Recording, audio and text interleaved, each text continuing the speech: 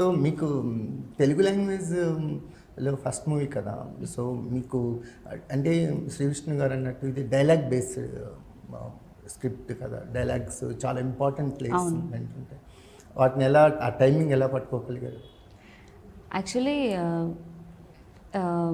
when he is in the movie or when he's acting, no dialogues ekkada nunchi I don't know where it comes from. Scene by scene they are improvising, they are giving me dialogues. Adi I was actually impressed. Why? Because he's so spontaneous, and I've seen his movies, and in all those movies the way he speaks, the way he delivers, the body language, all, no, I think he's a very talented person.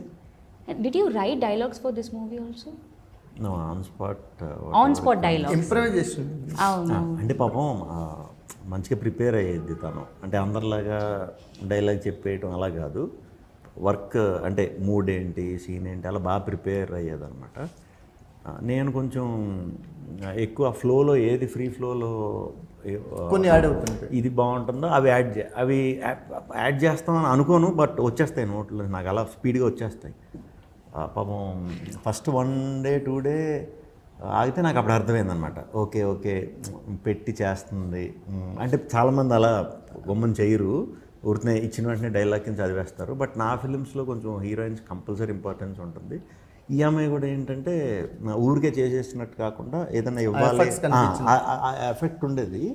So అది నాకు ఎప్పుడైతే తెలిసిందో second day నుంచి నేను కూడా కొంచెం okay బాగా follow అవుతున్నారు కాబట్టి ఎక్కడ మనం మిస్ చేయకుండా ఆ ఫినిషింగ్లు మాత్రం మార్చకుండా చెప్పేవాడిని. 2 రోజులు మార్చేవాడిని కాదు, ఒక 2 daysలో ఫాలో అయిపోయిందండి. అప్పుడే అనుకున్నాను నేను ఈ అమ్మాయి క్యారెక్టర్ చాలా బాగా పండుతుంది. అట్ ది సేమ్ టైం ఇలాంటి యాక్టర్లు తెలుగుకి దొరికితే మాత్రం మంచి ఆఫర్స్ వస్తాయి, డెఫినెట్గా మంచి క్యారెక్టర్లు చేసే అవకాశం ఉంటుందని ఫస్ట్ 1-2 daysకే నేను కిషోర్ గారు అనుకునేవాడు అనమాట. మీకు ఎవరితో ఎక్కువ కెమిస్ట్రీ వర్కౌట్ అయిందంటే? బేసిక్గా కేటిగాతో అంతా నేను ఫీల్ అయ్యే ఇదేనండి, ఏం లేదండి. సబ్జెక్ట్ అవుట్లైన్లో చెప్పమంటే నేను ఒకళ్ళని ప్రేమిస్తాను, నన్ను ఒకళ్ళని ప్రేమిస్తారు. సో మనల్ని ప్రేమించే వాళ్ళు ఎప్పుడు మనకి చిన్న లోపు కింద ఉంటారు కదా. సో ఇది థీమ్ అనమాట, మనం ప్రేమించే వాళ్ళని మనం చేసుకోవటం. లాస్ట్ మీ ఇద్దరి మధ్య కెమిస్ట్రీ బాగుంటుంది, అది డెఫినెట్గా బాగుంటుంది. ఆడియన్స్కి అయితే అది చాలా బాగుంటుంది. మీ ఇద్దరు కలిస్తే బాగుండాలని మేము అనుకుంటాం. బాగుంటుంది అంటే ఎప్పుడు ఇవానా స్క్రీన్ మీదకి వచ్చినా ఒక హై వస్తుంది అనమాట, తెలియకుండా అది ఒక ఇంట్రెస్టింగ్ ఇది వస్తుంది. సో అందుకే ఈ క్యారెక్టర్ వచ్చినప్పుడల్లా ఆడియన్ మంచిగా రియాక్ట్ అవుతాడు. మనకి జనరల్గా మనం తిరుగు దగ్గర నుంచి నువ్వే కావాలి వరకు కూడా ఇంచుమించు సిమిలర్ లైన్స్ లాగా అనిపిస్తాయి లవ్ స్టోరీస్లో. కానీ ఆ టేక్ ఆఫ్ ఎలా ఉంది, సిచ్యువేషన్స్ ఎలా కుదిరాయి అనే దాని మీద మనకి కొత్త ఎంటర్టైన్మెంట్, కొత్త ఎక్స్పీరియన్స్ ఆడియన్స్ కనిపిస్తుంది. సో ఎలాంటి సిచ్యువేషన్స్ మేము చూడబోతున్నాం? ఇది అంటే ఒక వేలో సెటప్ చేసేస్తామండి.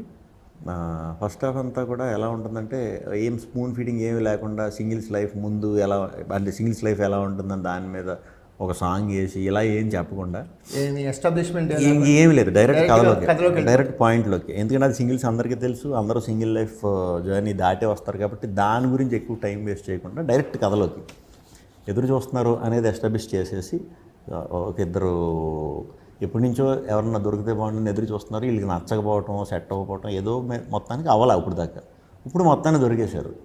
దొరికినప్పుడు ఆ లవ్ చేసి ఎలా వాళ్ళని ఏమంటారు ఎలా పడగొట్టాడు అనే ప్రాసెస్లో పడగొట్టిన తర్వాత ఇంకొకళ్ళు ఇతని లైఫ్లోకి ఎలా వచ్చారు, ఇప్పుడు ఇది ఎలా మనకు దొరక ఒకళ్ళు దొరికారు, ఇప్పుడు వెనకాల మన ఫాలో అయ్యేళ్ళని చూస్తే ఈ వచ్చిన వాళ్ళు కూడా ఎగిరిపోతారేమో అన్న టెన్షన్తో ఉండే సీన్సే అనమాట. అన్ని కన్ఫ్యూజింగ్, ఒకళ్ళకొకళ్ళు దొరకకుండా ఒకళ్ళకొకళ్ళు కనిపించకుండా అన్నట్టే ఉంటుంది. స్క్రీన్ ప్లే అంతా అలాగే ఉంటుంది.